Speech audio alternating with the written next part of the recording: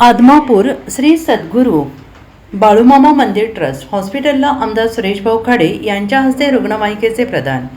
भाविकांच्या अत्यावश्यक सेवेत रुग्णवाहिका उपलब्ध झाल्याने रुग्णसेवेला बळ मिळाले।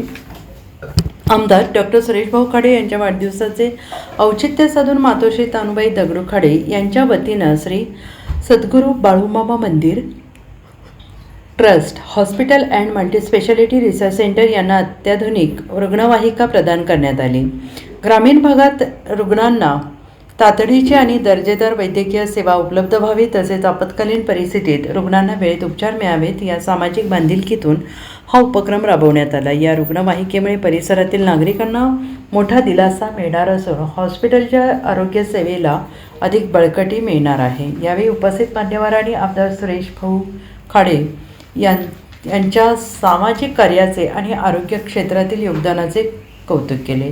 समाज उपयोगी उपक्रमांमुळे सर्वसामान्य नागरिकांना थेट लाभ होत असून भविष्यातही अशा लोकहिताच्या योजना राबवण्यात येतील असा विश्वास व्यक्त करण्यात आला।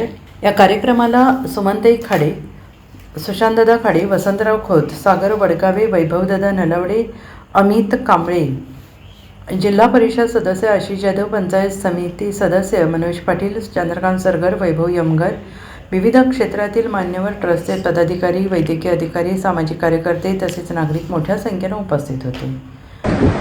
आज राजमाता अहिल्यादेवी होळकर यांची जयंती आहे आणि मागल्या काही महिन्याच्या अगोदर मी इथे आलो त्यावेळेला खूप चांगलं समाज झालं आणि दर्शननगर बनवलं। त्यांच्या आशीर्वादाने खूप समाजासाठी नांदायला गेले।